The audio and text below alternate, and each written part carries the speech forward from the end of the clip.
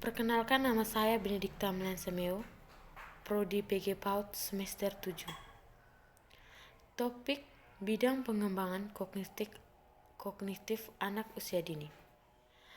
Pengembangan yang pertama, pengembangan auditori anak usia dini.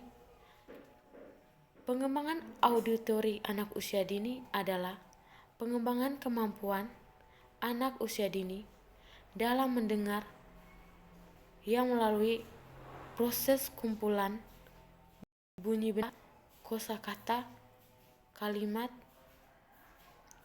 yang memiliki makna dalam topik tertentu. Kemampuan mendengar anak usia dini merupakan mahiran dalam proses mempelajari suatu pengetahuan. Anak yang mempunyai kemampuan mendengar dengan baik, maka akan memahami maksud dan membuat penafsiran tentang suatu hal. Contohnya, permainan pengembangan auditori anak usia dini adalah menebak bunyi. Yang kedua, pengembangan visual anak usia dini.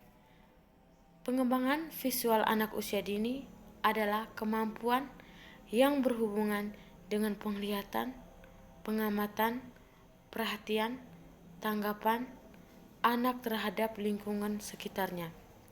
Kemampuan yang dikembangkan antara lain mengenali benda-benda sekitarnya dalam sehari-hari, membandingkan benda-benda dari yang sederhana menuju yang kompleks, mengetahui benda dari ukuran, bentuk, atau dari warnanya. Yang ketiga, pengembangan taktil anak usia dini adalah kemampuan yang berhubungan dengan indera praba atau tekstur anak usia dini. Kemampuan yang dikembangkan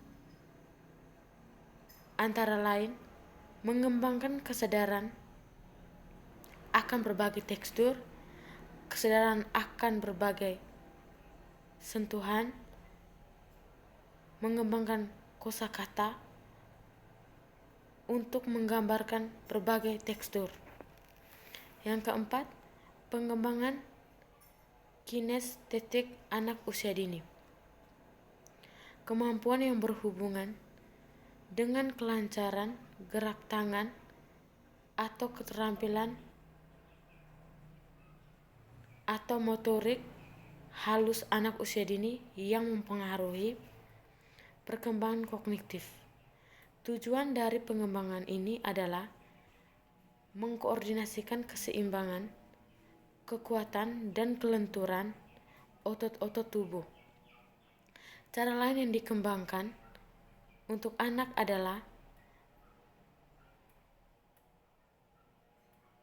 menjiblak huruf-huruf geometri, melukis dengan cat warna, menjahit dengan sederhana, merobek kertas koran, menciptakan bentuk-bentuk dengan balok,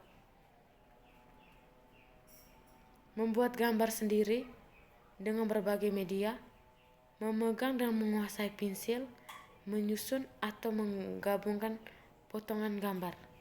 Yang kelima, pengembangan aritmatika anak usia dini. Ini diarahkan untuk kemampuan matematika.